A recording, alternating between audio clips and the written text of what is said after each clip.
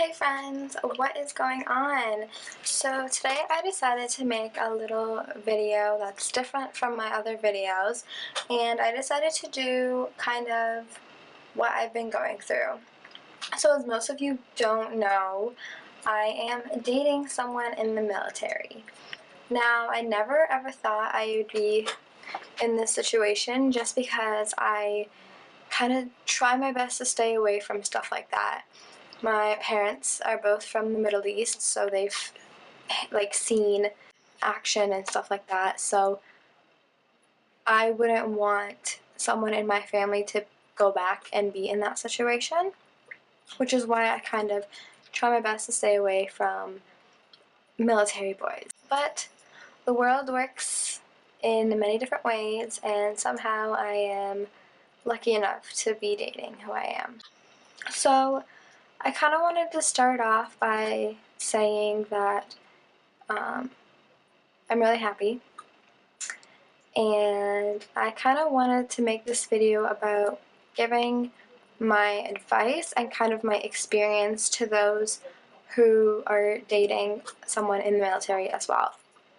So I am by no means an expert. I am just sharing my experience with you guys. I'm talking about what I went through and what I'm still going through and kind of how to deal with that and how I dealt with it, and just kind of advice, general advice. A little background about the person I'm dating.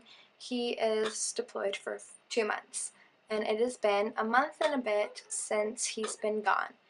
2 months is not that much for other people, but to me, 2 months is a lot because I've never been in this situation before, so I don't really know how to deal with things like this. Obviously, the first day is going to be the worst because for me and him, we hung out, especially the last week, almost every day, which is a pro and a con because you become so used to them being around that when it kind of hits you that they're gone, it kind of leaves you in this state of shock, if you will.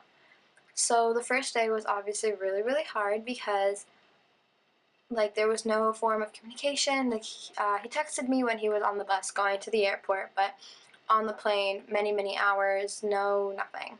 The first few days were actually really, really hard. What I did was not what I suggest. I stayed in bed for all those days, and I would just sleep and sleep and sleep to make time go by faster. A week went by, which was pretty hard, but I kind of slowly started to get into the groove of things, realizing that, it's gonna go by quick. I just have to get through it.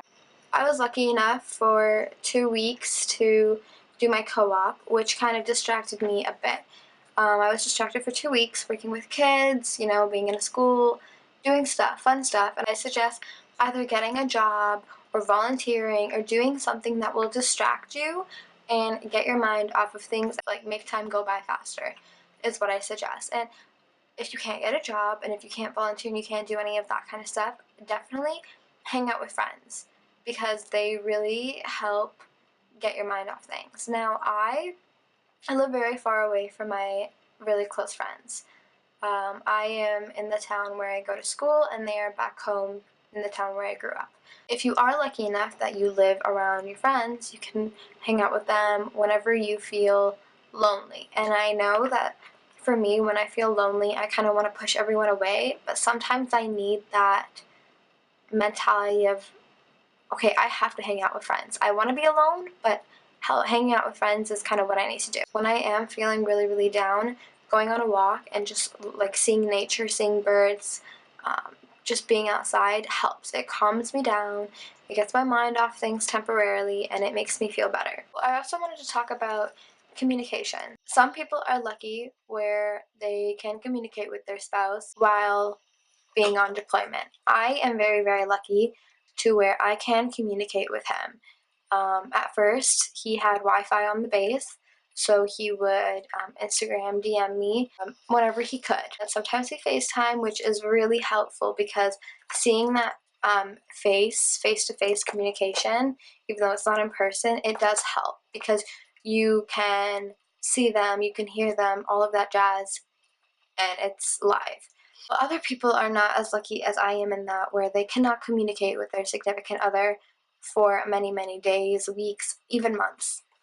People like me, we worry a lot. If hours go by and I don't hear from him because I'm so used to hearing from him, I get worried. I don't know where he is. I want to know if he's okay, if he's safe, what he's doing, stuff like that.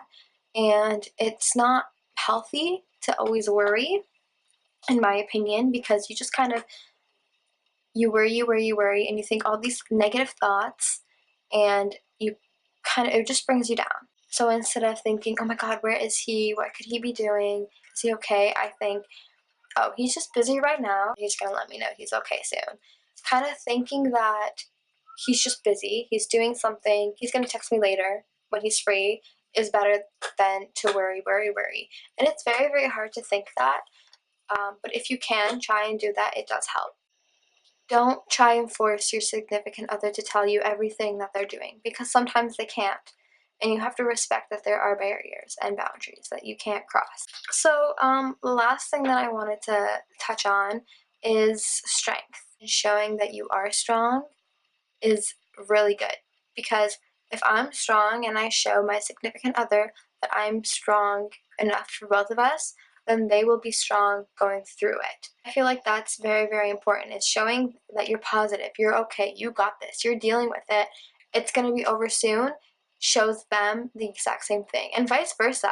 If you're on deployment and your significant other is having a hard time, constantly tell them, hey, you're strong, you got this, you're going through something so hard and you know you can do it. Hype them up, because it really does help.